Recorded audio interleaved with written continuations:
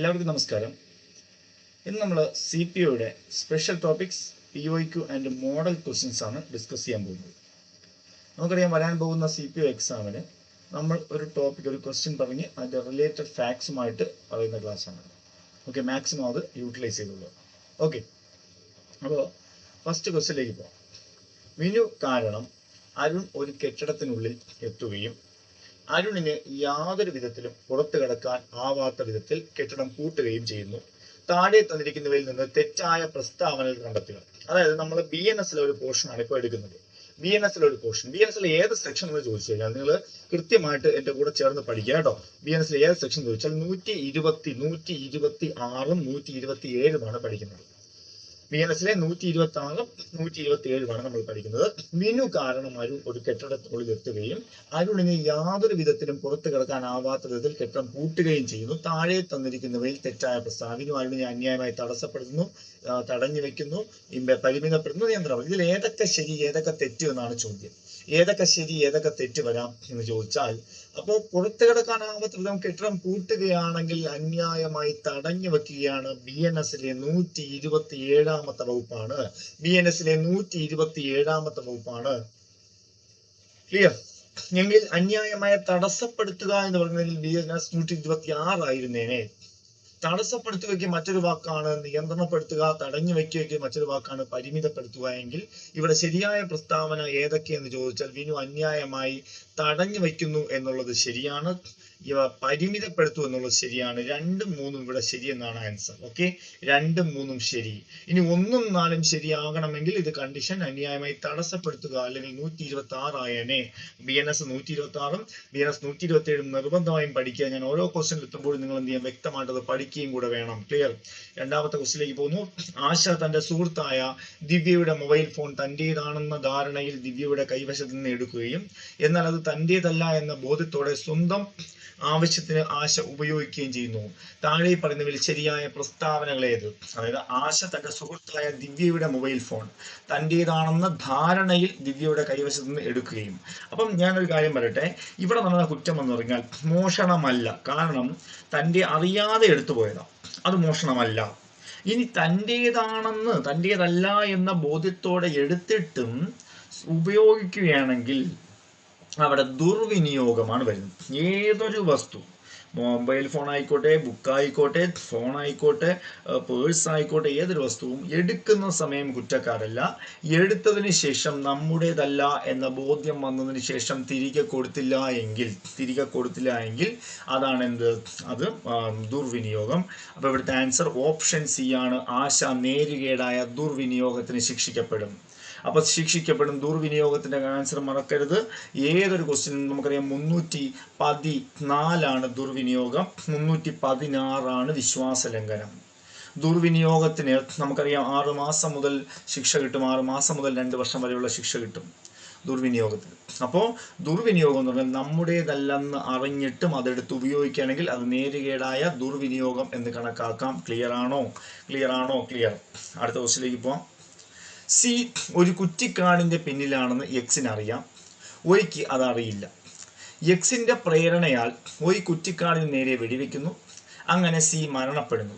താഴെ പറയുന്നവയിൽ ശരിയായ പ്രസ്താവന ഏത്? ഒരാള് ഒരു കുറ്റിക്കാടിന്റെ പിന്നിലാണെന്ന് മറ്റേ ആൾക്ക് അറിയാം, എന്നിട്ട് അയാൾ മറ്റൊരാളെ കൊണ്ട് അയാളെ വെടിവെപ്പിക്കുന്നു. മനസ്സിലായോ? സി ഒരു കുറ്റിക്കാടിന്റെ പിന്നിലാണെന്ന് എക്സിന് അറിയാം, പക്ഷെ ഒയ്ക്ക് അതറിയില്ല. എക്സിന്റെ കൂട്ടുകാരനായ ഒയ്ക്ക് അതറിയില്ല. പക്ഷെ എക്സ് ഒയ്യോട് പറയുന്നു, നീ അയാളെ വെടിവെക്കൂ. അങ്ങനെ ആ പറയുന്നത് കാരണം സി മരണപ്പെടുന്നു. അപ്പോൾ എന്ത് സംഭവിച്ചു? അവിടെ എക്സ് ഒയ് രണ്ടുപേരും കൊലപാതക കുറ്റം നടത്തിയിരിക്കുന്നു. എക്സ് കുറ്റകരമായ നരഹത്യ നടത്തുകയും ഒയ് നിരപരാധിയുമാണ്. എക്സ് ഒയ് രണ്ടുപേരും കൊലപാതകമാകാത്ത കുറ്റകരമായ നരഹത്യ ചെയ്തു. മേൽപ്പറഞ്ഞ ഒന്നുമല്ല എന്നാണ്. ഇവിടെ എക്സ് ഒയ് രണ്ടുപേരും കുറ്റം ചെയ്തിട്ടില്ല. കാരണം ഇത് എക്സ് അല്ലേ ചെയ്തത്, ഒയ് അറിയാതെ ചെയ്തതല്ലേ, ഒയ്യെ കൊണ്ട് ചെയ്യിച്ചതല്ലേ. അപ്പോൾ എക്സ് ചെയ്തത് കുറ്റകരമായ നരഹത്യയാണ്, ഒയ് നിരപരാധിയുമാണ്. അപ്പോൾ എക്സ് ചെയ്തത് കുറ്റകരമായ നരഹത്യയും ഒയ് നിരപരാധിയുമാണ്. അപ്പോൾ ഓപ്ഷൻ ബി, രണ്ടാമത്തെ സ്റ്റേറ്റ്മെന്റ് ആണ് ശരി എന്നറിയുക. അപ്പോൾ ശരിയായ പ്രസ്താവന ശരി എന്ന് പറയുന്നത് രണ്ടാമത്തെ സ്റ്റേറ്റ്മെന്റ് ആണെന്ന് മനസ്സിലാക്കുക. അടുത്തത് നമുക്കറിയാം നരഹത്യയും കൊലപാതകവും ഏത് സെക്ഷനാണ്? 100 നരഹത്യ, 101 കൊലപാതകം. കൊലപാതകത്തിന്റെ ശിക്ഷ 103 പറയുന്നു, 100ന്റെ ശിക്ഷ 105 പറയുന്നു. ഈ നരഹത്യയെ രണ്ടായിട്ട് ഡിവൈഡ് ചെയ്യാം. ഏതൊക്കെയാണ്? മനഃപൂർവമായ നരഹത്യയും മനഃപൂർവ്വമല്ലാത്ത നരഹത്യയും എന്ന് പറഞ്ഞാൽ ഒരാളെ കൊല്ലാൻ വേണ്ടി എന്ത് ചെയ്യുന്നു? ഒരു പ്രവൃത്തി ചെയ്തു വെച്ചു, ഒരു കുഴി കുഴിച്ചിട്ടു, ആ കുഴിയിൽ വീണ അയാൾ മരിച്ചാൽ മനഃപൂർവമായ നരഹത്യ. എന്നാൽ മനഃപൂർവ്വമല്ലാത്ത നരഹത്യ എന്ന് വെച്ചാൽ അശ്രദ്ധമായോ അല്ലെങ്കിൽ കാലൊടിയാൻ വേണ്ടിയോ ഒക്കെ ചെയ്തു, പക്ഷെ അവിടെ മരണപ്പെടുമെന്ന് ഉദ്ദേശിച്ചില്ല, എങ്കിൽ അത് മനഃപൂർവ്വമല്ലാത്ത. പിന്നെ അടുത്തൊരു ക്വസ്റ്റ്യൻ, എക്സ് തന്റെ കയ്യിലുണ്ടായിരുന്ന തോക്കിൽ നിന്ന് ആൾക്കൂട്ടത്തിന് നേരെ വെടിയുതിർക്കുന്നു, അവരിൽ ഒരാൾ കൊല്ലപ്പെടുന്നു. ഒരു പ്രത്യേക വ്യക്തിയെ കൊല്ലണമെന്ന് ഉദ്ദേശിച്ചല്ല ഈ പ്രവൃത്തി ചെയ്തതെങ്കിലും, അപ്പോൾ എക്സ് വെറുതെ വെടിവെക്കുകയാണ് ആൾക്കൂട്ടത്തിന് നേരെ. ഒരു പ്രത്യേക വ്യക്തിയെ കൊല്ലണ്ട എന്ന് ഉദ്ദേശിച്ചല്ല വെടിവെക്കുന്നത്, വെറുതെ വെടിവെക്കുന്നു. എന്നാൽ അതെന്താണ്? അപ്പൊ എക്സ് മനഃപൂർവ്വമല്ലാത്ത നരഹത്യ ചെയ്തിരിക്കുന്നു. എക്സ് കൊലപാതക കുറ്റമാണോ? എക്സ് കുറ്റകരമായ നരഹത്യയാണോ? എക്സ് 101 101 കൊലപാതകമാണ്. 101 കൊലപാതകം. അപ്പൊ 4 വരുന്നുണ്ട്, 2 വരുന്നുണ്ട്. അപ്പൊ ഇത് കൊലപാതകം തന്നെയാണ്. കാരണം എക്സിന് വെറുതെ അങ്ങനെ ആൾക്കൂട്ടത്തിനെതിരെ വെടിവെച്ചിട്ട് ഒരാളെ കൊന്നു കഴിഞ്ഞാൽ പിന്നെ കൊലപാതകം അല്ലാതെ ഒരു പ്രത്യേക ആളിനെ അല്ല ഞാൻ ഉദ്ദേശിച്ചത് പറഞ്ഞിട്ടൊന്നും കാര്യമില്ല. ചെയ്ത പ്രവൃത്തി കുറ്റം തന്നെയാണ്. വെറുതെ വെടിവെച്ച ആളുകൾ മരിക്കുമെന്ന് അറിയാമല്ലോ. അപ്പൊ ആൻസർ സി ആണ്. 2ഉം 4ഉം ശരി എന്നുള്ള ഓപ്ഷൻ നമുക്ക് എടുക്കാം. 2ഉം 4ഉം ശരി, 2ഉം 4ഉം ശരി എന്നുള്ള ഓപ്ഷൻ എടുക്കാം. എ ബിയുടെ വീട്ടിൽ മോഷണത്തിന് കയറുന്നു. തടയുവാൻ ശ്രമിച്ച ബി എ ആക്രമിക്കുന്നു. അപ്പോൾ എ ബിയുടെ വീട്ടിൽ മോഷണത്തിന് കയറുന്നു. തടയുവാൻ ശ്രമിച്ച ബി എ ആക്രമിക്കുന്നു. അപ്പോൾ ബി സ്വയരക്ഷാർത്ഥം എയെ തള്ളി മാറ്റുകയും എ വീഴുകയും തലയ്ക്ക് പൊട്ടലുണ്ടാവുകയും ചെയ്യുന്നു. താഴെ പറയുന്നവയിൽ ശരിയായ പ്രസ്താവനകളെയാണ്. അപ്പോൾ എ ബിയുടെ വീട്ടിൽ മോഷണത്തിന് കയറുന്നു. തടയുവാൻ ശ്രമിച്ച ബി എ ആക്രമിക്കുന്നു. അപ്പോൾ ബി സ്വയരക്ഷാർത്ഥം എയെ തള്ളി മാറ്റുകയും എ വീഴുകയും തലയ്ക്ക് പൊട്ടലുണ്ടാവുകയും ചെയ്യുന്നു. താഴെ പറയുന്നവയിൽ ശരിയായ പ്രസ്താവനകളെയാണ്. അപ്പൊ ഇവിടെ അറിയേണ്ട കുറ്റം, ബി കുറ്റക്കാരനല്ല, എ കവർച്ച ചെയ്തിരിക്കുന്നു. ബി 3 വർഷത്തെ തടവിന് ബാധ്യസ്ഥനാണ്. എ കുറ്റക്കാരനല്ല. ഇത് ഏത് നമുക്കെടുക്കാം. അവിടെ നോക്കിയാൽ എ ആണ് ബിയുടെ വീട്ടിൽ മോഷണത്തിന് കയറുക, അത് തന്നെ കുറ്റമാണ്. അപ്പൊ എ കുറ്റക്കാരനാണ്. എന്നിട്ട് തടയുവാൻ ശ്രമിച്ച ആളെ ഉപദ്രവിക്കുകയും ചെയ്തു. അപ്പൊ തീർച്ചയായിട്ടും എ കവർച്ച നടത്തിയിരിക്കുന്നു. നമ്മൾ പറഞ്ഞു കവർച്ച എന്നാൽ എന്താണ്? 309 പറയുന്നു, BNS 309 കവർച്ച എന്നാൽ എന്തെന്ന് ചോദിച്ചാൽ എന്താണ് കവർച്ച? കവർച്ച എന്നാൽ ഒരു വ്യക്തിയെ മോഷണം നടത്തുമ്പോഴോ അപഹരണം നടത്തുമ്പോഴോ ഉപദ്രവിക്കുകയാണെങ്കിൽ അത് കവർച്ചയായി മാറും. അപ്പോൾ തീർച്ചയായിട്ടും അവിടെ എ കവർച്ച നടത്തിയിരിക്കുന്നു. എന്നാൽ ബി കുറ്റക്കാരനല്ല. ശരിയാണ്. കാരണം ബി എന്താ? സ്വയരക്ഷാർത്ഥമാണ് ചെയ്തത്. ബി സ്വയരക്ഷാർത്ഥമാണ് ചെയ്തത്. അതുകൊണ്ട് ബി കുറ്റക്കാരനല്ല. അപ്പോൾ ഒന്നാമത്തെ സ്റ്റേറ്റ്മെന്റ് ശരിയാണ്, രണ്ടാമത്തെ സ്റ്റേറ്റ്മെന്റ് ശരിയാണ്. അതുപോലെ മൂന്നാമത്തെ സ്റ്റേറ്റ്മെന്റ് ബി 3 വർഷത്തെ തടവിന് ബാധിച്ചു. 3 വർഷമൊന്നും കിട്ടില്ല. ബി നിരപരാധിയാണ്. എ കുറ്റക്കാരനല്ല, എ കുറ്റക്കാരനാണ്. അപ്പൊ സ്വയരക്ഷ അവിടെ വരുന്നു. സ്വയരക്ഷാർത്ഥം. എന്താണ് സ്വയരക്ഷ?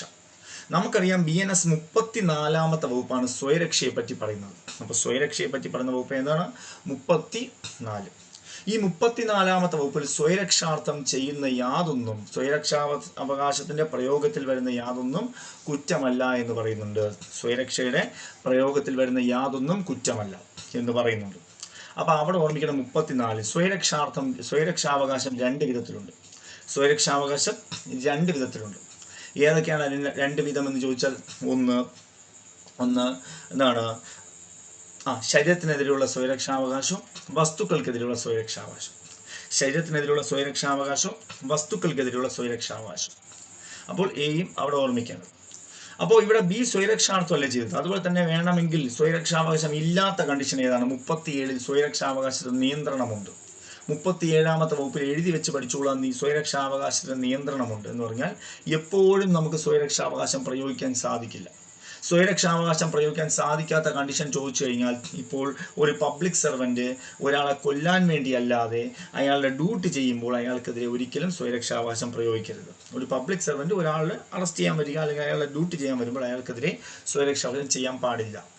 2, ഒരു പബ്ലിക് സർവന്റിന്റെ നിർദ്ദേശം അനുസരിച്ചുകൊണ്ട് ഒരാൾ വരികയാണെങ്കിൽ അയാൾക്കെതിരെയും സ്വയരക്ഷാവകാശം പ്രയോഗിക്കാൻ പാടില്ല. 3, ഒരു പൊതു എന്താണ് ആൾക്കാർ, പോലീസോ എന്താണ് കോടതിയോ ഒക്കെ ഉള്ളപ്പോൾ പൊതു അധികാര സ്ഥാനങ്ങളെ സംരക്ഷണത്തിനായിട്ട് സമീപിക്കുവാൻ സമയമുള്ളപ്പോൾ സ്വയരക്ഷാവകാശം പാടില്ല. അപ്പോൾ സ്വയരക്ഷാവകാശം പാടില്ലാത്ത കണ്ടീഷൻ ഓർമ്മിച്ചോളുക. ഏതൊക്കെയാണ് പാടില്ലാത്തത്? 37 നന്നായിട്ട് വായിച്ചോളൂ. അപ്പോൾ ഇവിടുത്തെ ആൻസർ 1ഉം 2ഉം ശരി എന്നുള്ള ഓപ്ഷനാണ്. 1ഉം 2ഉം ശരി. ഓപ്ഷൻ എ ആണ് ശരി ഉത്തരം. അപ്പോൾ സ്വയരക്ഷാവകാശം പഠിച്ചോളണം. അതിനുശേഷം 38, 39, 40 എപ്പോഴൊക്കെ കൊല്ലാൻ പാടില്ല തുടങ്ങിയവയൊക്കെ വരുന്നു. അത് ശരീരത്തിനെതിരെയുള്ള സ്വയരക്ഷാവകാശം 38, 39, 40. വസ്തുക്കൾക്കെതിരെയുള്ള സ്വയരക്ഷാവകാശം 41, 42, 43 വായിക്കണം. അടുത്തത് കൂട്ടായ്മ കവർച്ചയെ പറ്റിയുള്ള ശരിയായ പ്രസ്താവനകൾ ഏതെല്ലാം? കൂട്ടായ്മ കവർച്ച നമുക്കറിയാം, കവർച്ച 309 എങ്കിൽ കൂട്ടായ്മ കവർച്ച 310. എന്താണ് കൂട്ടായ്മ കവർച്ച എന്ന് ചോദിച്ചു കഴിഞ്ഞാൽ, ഒന്നിൽ കൂടുതൽ ആണോ അല്ല 5ഓ അതിലധികമോ ആളുകൾ ചേർന്ന് നടത്തുന്നതാണ് കൂട്ടായ്മ കവർച്ച. അപ്പൊ 4ാമത്തെ സ്റ്റേറ്റ്മെന്റ് ശരി. ഇനി ഇതിന് ലഭിക്കാവുന്ന ഉയർന്ന ശിക്ഷ ജീവപര്യന്തമാണ്. അതും ശരി തന്നെയാണ്. കൂട്ടായ്മ കവർച്ച സംഘത്തിലെ നേതാവിന് ഏറ്റവും ഉയർന്ന ശിക്ഷ ലഭിക്കും. തെറ്റാണ്. കാരണം അവിടെ ആ സംഘത്തിലെ എല്ലാവർക്കും ഒരേ ശിക്ഷയാണ്.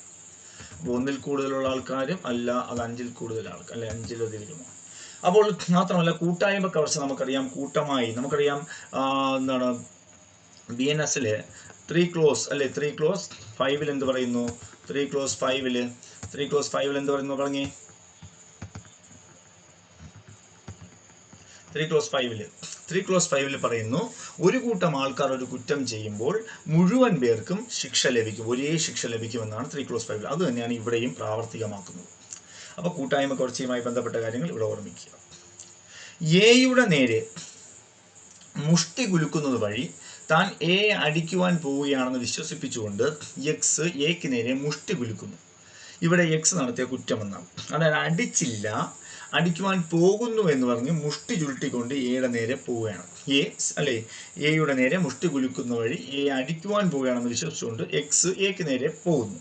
അപ്പോൾ ഇവിടെ നടന്ന കുറ്റം എന്തെന്ന് ചോദിച്ചാൽ ഇത് കയ്യേറ്റമാണ്.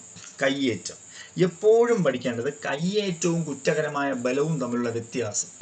കയ്യേറ്റവും കുറ്റകരമായ ബലവും തമ്മിലുള്ള വ്യത്യാസം എന്ന് ചോദിച്ചാൽ, കയ്യേറ്റം 130 BNS 130 കയ്യേറ്റം, 129 കുറ്റകരമായ ബലപ്രയോഗമാണ്, ക്രിമിനൽ ഫോഴ്സ്.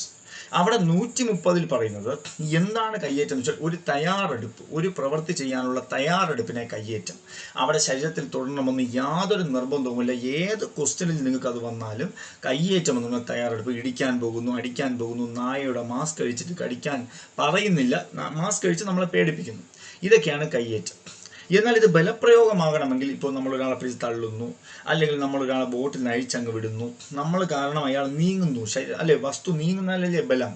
അപ്പോൾ അതാണ് ബലപ്രയോഗം. ഇത് കയ്യേറ്റം എന്നറിയുക. അപ്പോൾ ഇവിടെ നടത്തിയ എന്താണ്? എയുടെ നേരെ മുഷ്ടി കുലുക്കുന്ന വഴി എന്ത് ചെയ്തു? കയ്യേറ്റമാണ് നടത്തിയിരിക്കുന്നത്. അപ്പോൾ സെക്ഷൻ 130 എന്നൂടെ പഠിച്ചോ, 130. ഇനി ബലപ്രയോഗമാകണമെങ്കിൽ ഇടിച്ചു എന്നോ അല്ലെങ്കിൽ തള്ളിയെന്നോ അല്ലെങ്കിൽ ഓടിയെന്നോ എന്ത് വേണോ പറഞ്ഞാൽ അത് ബലപ്രയോഗമാകും. അപ്പോൾ ഇതാണ് ആൻസർ. അടുത്തത് എക്സ് സിയെ ആൾത്തിരക്കില്ലാത്ത റോഡിൽ വെച്ച് കാണുകയും തോക്ക് കാണിച്ച് സിയുടെ പേഴ്സ് ആവശ്യപ്പെടുകയും ചെയ്യുന്നു. താഴെ തന്നിരിക്കുന്നവയിൽ ശരിയായ പ്രസ്താവനകൾ ഏതെല്ലാം? അപ്പോൾ എക്സ് സിയെ ആൾത്തിരക്കില്ലാത്ത റോഡിൽ വെച്ച് കാണുകയും തോക്ക് കാണിച്ച് സിയുടെ പേഴ്സ് ആവശ്യപ്പെടുകയും ചെയ്യുന്നു. താഴെ തന്നിരിക്കുന്നവയിൽ ശരിയായ പ്രസ്താവനകൾ ഏതെല്ലാം? കണ്ടോ? അപ്പോൾ ഇവിടെ എന്ത് ചെയ്യാന്നാണ് നോക്ക്. എക്സ് സിയുടെ സിയെ ആൾത്തിരക്കില്ലാത്ത റോഡിൽ വെച്ച് കാണുകയും തോക്ക് കാണിച്ച് സിയുടെ പേഴ്സ് ആവശ്യപ്പെടുകയും ചെയ്യുന്നു. അപ്പോൾ പേഴ്സ് ആവശ്യപ്പെടുകയും ചെയ്യുന്നുവെങ്കിൽ ഇവിടെ നേരിട്ട് നടത്തുന്ന ഭയമാണ്, നേരിട്ട് നടന്ന പ്രവൃത്തിയാണ്. അപ്പോൾ എക്സ് സിയുടെ പക്കൽ നിന്ന് പേഴ്സ് ഭയപ്പെടുത്തി അപഹരിച്ചു. സിക്ക് താൻ ഉടനടി കൊല്ലപ്പെടുമെന്നുള്ള ഭയം ഉളവാക്കി എക്സ് കവർച്ച നടത്തിയിരിക്കുന്നു. എക്സ് പിടിച്ചുപറി നടത്തിയിരിക്കുന്നു. ഏതൊക്കെ വരാം? നമ്മൾ ആദ്യം അറിയേണ്ടത് BNS 308, 309 നോക്കാം. 308 എന്ന് പറഞ്ഞാൽ എന്താണ്? ഭയപ്പെടുത്തി അപഹരിക്കുക. ഭയപ്പെടുത്തി അപഹരിക്കുക എന്ന് പറഞ്ഞാൽ 308 എന്താണ്? 308 ഒരു വ്യക്തി മറ്റൊരു വ്യക്തിയെ ഭയപ്പെടുത്തുന്നു. എങ്ങനെ ഭയപ്പെടുത്തുന്നു? നിന്റെ സാധനം ഞാൻ തട്ടിയെടുക്കുന്നു എന്ന് പറഞ്ഞ് എന്ത് ചെയ്യുന്നു? ഭയപ്പെടുത്തി സാധനങ്ങൾ വാങ്ങിയെടുക്കാൻ നോക്കുന്നതാണ് ഭയപ്പെടുത്തി അപഹരിക്കുക. അത് നേരിട്ട് തന്നെ വേണമെന്നില്ല, മൊബൈലിലൂടെയോ മറ്റോ. അല്ലെങ്കിൽ ഒരാളെ തട്ടിയെടുത്ത് വെച്ചിട്ട് ഇയാളെ കൊല്ലും, മര്യാദയ്ക്ക് പൈസ ആണ്. ഇത് ഭയപ്പെടുത്തി അപഹരണം. നേരിട്ടായാലും അത് തന്നെയാണ്, ശരി തന്നെയാണ്. ഒന്നാമത്തെ ഓപ്ഷൻ ശരി തന്നെയാണ്. ഓക്കെ. ഇനി സിക്ക് താൻ ഉടനടി കൊല്ലപ്പെടുമെന്നുള്ള ഭയമുണ്ടായി. ശരിയല്ലേ? ശരിയാണ്. എപ്പോഴും അപഹരണത്തിനിടയിൽ മറ്റൊരാൾ ഉടൻ കൊല്ലപ്പെടുമെന്ന ഭയമുണ്ടായാൽ ആ അപഹരണം എന്തായി മാറും? കവർച്ചയായി മാറും. അപ്പോൾ നേർക്ക് നിന്ന് ചെയ്യുമ്പോൾ ഉടനെ നമ്മൾ ഭയക്കില്ലേ? ഉടനടി മരണം സംഭവിക്കുന്ന പേടിയുണ്ടാവില്ലേ? അപ്പോൾ അതുകൊണ്ട് എന്ത് ചെയ്യൂ? 1, 2, 3 ശരിയെന്ന് പറയുക. പിടിച്ചുപറിയല്ല നടത്തിയത്. അപ്പോൾ 1, 2, 3 ശരി. അപ്പോൾ അവിടെ ക്ലിയർ ആണ്. എക്സ് തൻ്റെ പ്രണയം നിരസിച്ചതിന് ഒയ്യുടെ മുഖത്തേക്ക് വീര്യം കൂടി ആസിഡ് എറിയുന്നു. തന്നിരിക്കുന്ന പ്രസ്താവനകളിൽ ശരിയായവ തിരഞ്ഞെടുക്കുക. ഇവിടെ എക്സിന് കുറഞ്ഞത് 5 വർഷം തടവ്. എക്സ് ഒയ്യോട് കഠിനമായ ദേഹോപദ്രവം ഏൽപ്പിക്കുന്നു. എക്സ് ഒയ്യോട് സ്വേച്ഛയാ കഠിനമായ ദേഹോപദ്രവം ഏൽപ്പിക്കുന്നു. മേൽ പറഞ്ഞവയെല്ലാം ശരിയാണ്. അപ്പോൾ എക്സിന് കുറഞ്ഞത് 5 വർഷം തടവ് ലഭിക്കും. എക്സിന് കുറഞ്ഞത് 5 വർഷം തടവ് ലഭിക്കും. എക്സ് ഒയ്യോട് കഠിനമായ ദേഹോപദ്രവം, എക്സ് ഒയ്യോട് സ്വേച്ഛയാ കഠിനമായ ദേഹോപദ്രവം, മേൽ പറഞ്ഞവയെല്ലാം ശരിയാണ്. അപ്പോൾ എക്സ് തൻ്റെ പറഞ്ഞ ആക്രമണമാണ്. അപ്പോൾ ഇത് ഏതാ കറക്റ്റ് ആൻസർ എന്ന് ചോദിച്ചാൽ ഓപ്ഷൻ സി ആണ്. കാരണം എന്താ? എക്സ് ഒയ്യോട് സ്വേച്ഛയാ കഠിനമായ ദേഹോപദ്രവം. നമുക്ക് സെക്ഷൻ 117 ആണ്. BNSലെ 117. ഞാൻ ഈ പറയുന്ന സെക്ഷൻ കൂടെ നിങ്ങളൊന്ന് വായിച്ചോളണം. ബുക്ക് കൂടെ ഫ്രണ്ടിൽ വെച്ചിട്ട് വേണം ഇത് കാണാനായിട്ട്. അപ്പൊ എക്സ് ഒയ്യോട് സ്വേച്ഛയാ കഠിനമായ ദേഹോപദ്രവം ഏൽപ്പിക്കുന്നു. അപ്പൊ എക്സ് തന്റെ പ്രണയം നിരസിച്ചതിന് ഒയ്യുടെ മുഖത്തേക്ക് വീര്യം കൂടി ആസിഡ് എറിയുന്നു. തന്നിരിക്കുന്ന പ്രസ്താവനകളിൽ ശരിയായവ തിരഞ്ഞെടുക്കുക. അപ്പോൾ അതിൽ ശരിയായ തിരഞ്ഞെടുക്കുന്നത് ഇതാണ്. അപ്പോൾ നമുക്കറിയാം ആസിഡ് ആക്രമണത്തിന്റെ സെക്ഷൻ ഏതാണ്? 124 ആണ് അല്ലേ? 124. അപ്പൊ ഈ ആസിഡ് ആക്രമണം 124 ആണെന്ന് നമുക്കറിയാം. ആസിഡ് ആക്രമണത്തിന്റെ ശിക്ഷ നമുക്കറിയാം 10 മുതൽ ജീവപര്യന്തം വരെയും ശ്രമത്തിന് 5 മുതൽ 7 വർഷം വരെയും നമുക്കറിയാം. അപ്പോൾ ആൻസർ 124 ആസിഡ് ആക്രമണത്തിന് കാരണമായ കേസ് ലക്ഷ്മി വേഴ്സസ് ഇന്ത്യയാണ്. ലക്ഷ്മി വേഴ്സസ് ഇന്ത്യ 2015 ഒരു ആസിഡ് ആക്രമണത്തിന് ഇരയായ ലക്ഷ്മി വേഴ്സസ് ഇന്ത്യയുടെ കേസ് കാരണമാണ് ഈ ആസിഡ് ആക്രമണം അന്ന് IPCയിൽ ഉൾപ്പെടുത്തിയത്. ഇപ്പോൾ അത് BNSലുമാണ്. IPCയിലെ നേരെ സെക്ഷൻ ആയിരുന്നു 326 എയും ബിയുമായിരുന്നു. ഇന്നത് 124 1ഉം 2ഉം ആയി മാറി. ആസിഡ് ആക്രമണം വളരെ ഇമ്പോർട്ടൻ്റ് ആയ ക്വസ്റ്റ്യൻ ആണ്, ഓർമ്മിച്ചു വെച്ചോളാം. BNSS പ്രകാരം തെറ്റായ പ്രസ്താവനകൾ ഏതെല്ലാം? ഭാരതീയ നാഗരിക സുരക്ഷാ സംഹിത 2023. നമുക്കറിയാം CRPCക്ക് പകരം വന്ന നിയമമാണ് BNSS. CRPCക്ക് പകരം വന്ന നിയമം. അപ്പോൾ CRPCക്ക് പകരം വന്ന നിയമമാകുമ്പോൾ എന്താണ് വ്യത്യാസം എന്ന് ചോദിച്ചാൽ CRPCയിൽ ഉണ്ടായിരുന്നതിനേക്കാളും സെക്ഷനുകൾ കൂടുതലാണ് ഇപ്പോൾ അല്ലേ? അന്ന് ഏകദേശം 484ഓളം സെക്ഷൻ ഉണ്ടായിരുന്നെങ്കിൽ ഇന്നതിപ്പോൾ 531 സെക്ഷൻ ഉണ്ട്. അതുപോലെ തന്നെ 39 അധ്യായമുണ്ട്, 2 പട്ടികയുണ്ട് അല്ലേ? ഈ 2 പട്ടികയിലാണ്, ഒന്നാമത്തെ പട്ടികയിലാണ് ഒരു കേസ് കോഗ്നൈസബിൾ ആണോ നോൺ കോഗ്നൈസബിൾ ആണോ എന്ന് പറയുന്നതും, അതുപോലെ അതിൽ തന്നെയാണ് ഒരു കേസ് ബെയിലബിൾ ആണോ നോൺ ബെയിലബിൾ ആണോ എന്ന് പറയുന്നതും. അപ്പോൾ അത് വ്യക്തമായിട്ട് മനസ്സിലാക്കുക. ഏത് കാര്യം ചോദിച്ചാലും ഒന്നാമത്തെ പട്ടികയുടെ പ്രാധാന്യം നിങ്ങൾ മറന്നു കളയരുത്. രണ്ടാമത്തെ പട്ടിക ഫോമുകളെയും. അപ്പോൾ കോഗ്നൈസബിൾ കേസിനെ കുറിച്ചോ നോൺ കോഗ്നൈസബിൾ കേസിനെ കുറിച്ചോ പോലീസിന് വിവരം ലഭിച്ചാൽ ആ വ്യക്തിയുടെ മൊഴി പോലീസ് രേഖപ്പെടുത്തേണ്ടതാണ്. ഇത് ശരിയാണോ തെറ്റാണോ എന്നാണ്. ഇത് തെറ്റാണെന്ന് ഞാൻ പറയും. കാരണം കോഗ്നൈസബിൾ കേസിനെ കുറിച്ചാണെങ്കിൽ പോലീസിന് കൃത്യമായിട്ട് മൊഴിയെടുക്കാം. പക്ഷെ നോൺ കോഗ്നൈസബിൾ കേസിന്റെ മൊഴിയാണെങ്കിൽ കണ്ടോ, അവിടെ നോൺ കോഗ്നൈസബിൾ കേസില്ലേ? അപ്പം നോൺ കോഗ്നൈസബിൾ കേസാണെങ്കിൽ എന്ത് ചെയ്യണം? അത് നോൺ കോഗ്നൈസബിൾ കേസാണെങ്കിൽ അത് മജിസ്ട്രേറ്റിന്റെ സാന്നിധ്യത്തിലേ ചെയ്യാവൂ. നോൺ കോഗ്നൈസബിൾ കേസാണെങ്കിൽ മജിസ്ട്രേറ്റിനോട് ചോദിച്ചിട്ടേ മൊഴിയെടുക്കാവൂ. ആ സ്റ്റേറ്റ്മെന്റ് തെറ്റ്. പോലീസ് രേഖപ്പെടുത്തിയ വിവരത്തിന്റെ ഒരു പകർപ്പ് വിവരം നൽകുന്നയാളിന് നിശ്ചിത തുക നൽകി കൈപ്പറ്റാവുന്നതാണ് എന്നല്ല പറയുന്നത്.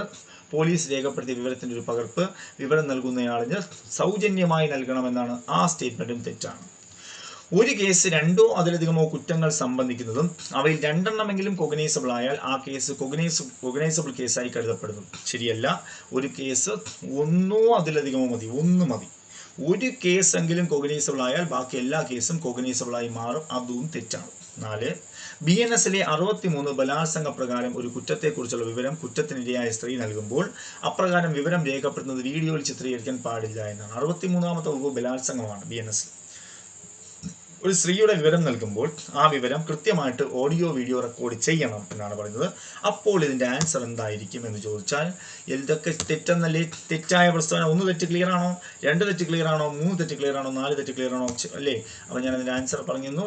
ആൻസർ എന്താണ്? 1ഉം 2ഉം 3ഉം 4ഉം മാത്രം തെറ്റ് ക്ലിയർ ആണ്. അടുത്ത ക്വസ്റ്റ്യനിലേക്ക് പോകാം നമുക്ക്. അടുത്ത ക്വസ്റ്റ്യൻ 2000 രൂപയ്ക്ക് ഡിയുടെ മേൽ എക്സ് വ്യവഹാരപ്പെടുകയും ഈ തുകയ്ക്ക് തന്റെ കണക്ക് ബുക്കുകളിലെ ഉൾക്കുറിപ്പുകൾ ഡി കാണിക്കുന്നു. താഴെ തന്നിരിക്കുന്ന പ്രസ്താവനകൾ പരിശോധിക്കുക. അപ്പോൾ 2000 രൂപയ്ക്ക് ഡിയുടെ മേൽ എക്സ് വ്യവഹാരപ്പെടുകയും ഈ തുകയ്ക്ക് തന്റെ കണക്ക് ബുക്കുകളിലെ ഉൾക്കുറിപ്പുകൾ ഡി കാണിക്കുന്നു. താഴെ തന്നിരിക്കുന്ന പ്രസ്താവനകൾ പരിശോധിക്കുക. അപ്പോൾ നമുക്കറിയാം കണക്ക് ബുക്കുകളിലെ ഉൾക്കുറിപ്പുകൾ BSA ഭാരതീയ സാക്ഷ്യ അധിനിയം ആ ഇന്ത്യൻ എവിഡൻസ് ആക്ടിന്റെ പിൻഗാമി എന്നറിയപ്പെടുന്ന നിയമമാണ് ഭാരതീയ സാക്ഷ്യാധീനം. ഈ നിയമപ്രകാരം കണക്ക് ബുക്കുകളിലെ ഉൾക്കുറിപ്പുകൾ എന്നൊരു സെക്ഷൻ ഉണ്ട്, 28ാമത്തെ സെക്ഷൻ. അതിൽ പറയുന്നുണ്ട്, ഒരാൾ മറ്റൊരാൾ കടം നൽകാനുണ്ട് എന്ന പേര് പറഞ്ഞ് ഒരു കാര്യം ചെയ്യുമ്പോൾ, ഒരാൾ മറ്റൊരാൾ തനിക്ക് ഇത്രയും കടം നൽകാനുണ്ട് അല്ലെ പൈസ നൽകാറുണ്ട് എന്ന് പറയുന്ന സമയത്ത് എന്ത് ചെയ്യണം?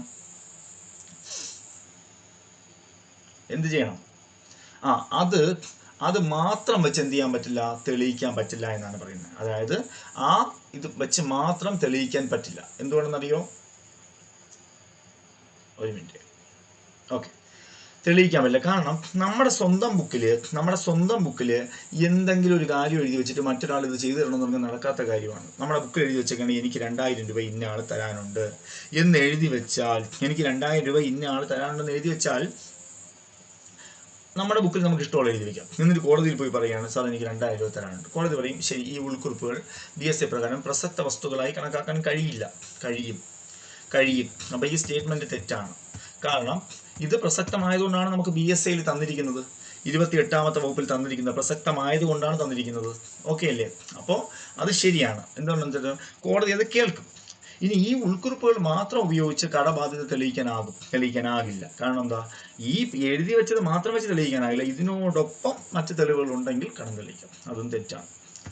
അടുത്തത്, മൂന്നാമത്തത്, ഈ ഉൾക്കുറിപ്പുകൾ പ്രസക്തമാണ്, എന്നാൽ മറ്റു തെളിവുകളില്ലാതെ കടം തെളിയിക്കുന്നതിന് മതിയാകുന്നില്ല. ഇതാണ്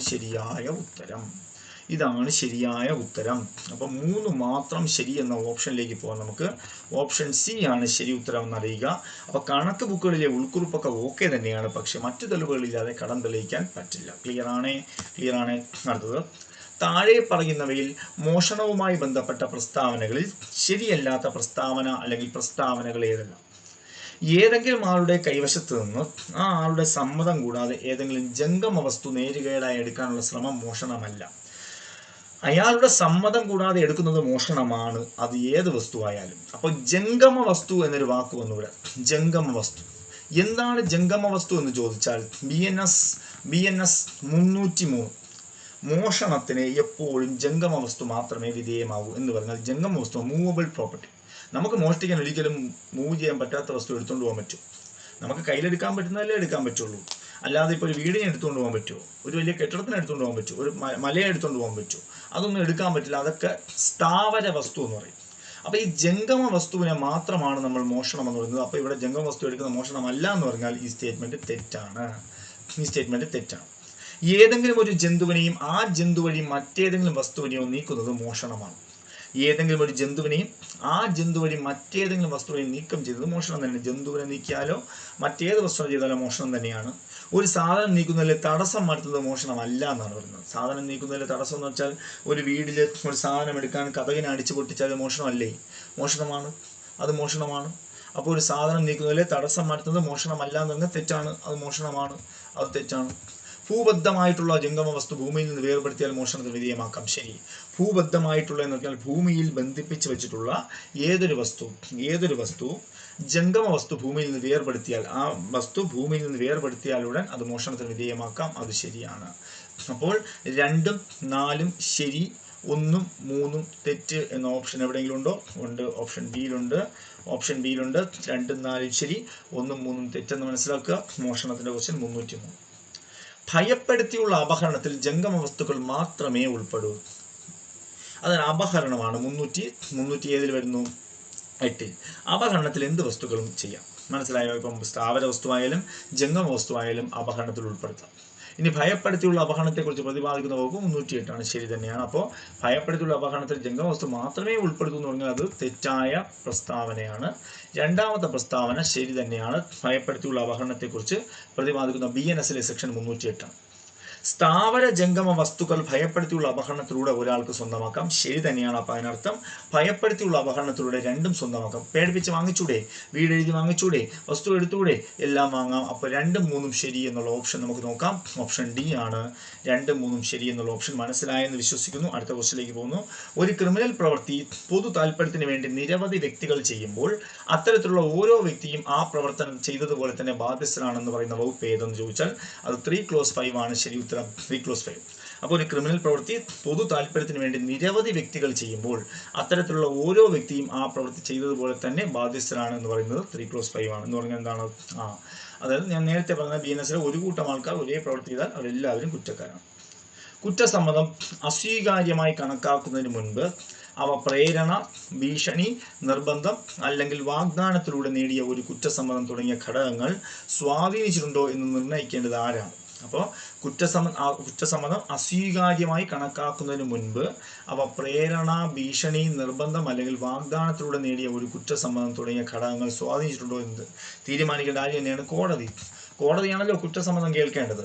അപ്പോൾ അത് BNS-ലെ ഏത് വകുപ്പ് എന്ന് ചോദിച്ചാൽ ഞാൻ BNS-ലെ വകുപ്പ് 183. BNS-ലെ വകുപ്പ് 183.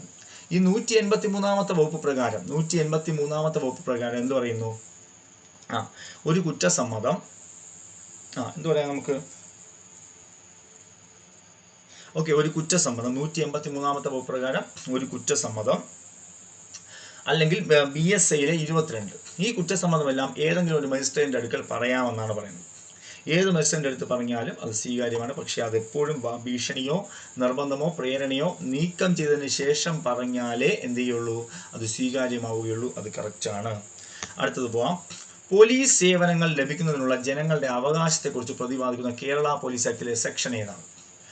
പോലീസ് സേവനങ്ങൾ ലഭിക്കുന്നതിനുള്ള ജനങ്ങളുടെ അവകാശം.